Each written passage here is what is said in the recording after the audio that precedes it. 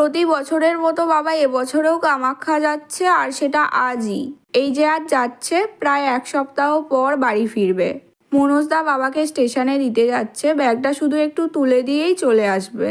এরপর দুপুরে গোপাল খেতে এসেছিল, আর গোপালের খাওয়া হয়ে গেছে, তাই এখন বাড়ি চলে যাচ্ছে। বাড়ি চলে যাচ্ছে বলতে গোপাল তো ভাড়া বাড়িতে থাকে, সেখানেই যাচ্ছে।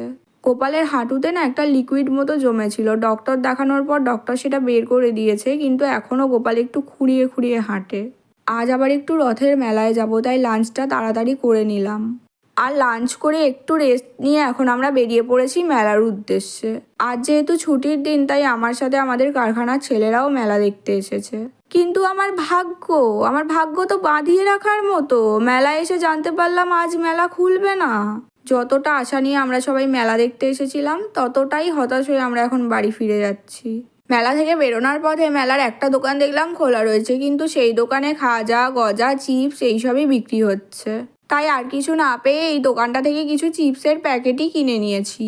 এরপর রাস্তায় আস্তে আস্তে আমাদের বাড়ির সামনের একটা দোকান থেকে মনোজদা আর শিবুদাকে আমাদের সকলের জন্য আইসক্রিম কিনতে পাঠিয়ে দিলাম। এরপর বাড়ি ফিরে আমরা সবাই মিলে মজা করে আইসক্রিম খেলাম, আর আমাদের এত সুন্দর মেলায় ঘোরার গল্পও শোনালাম।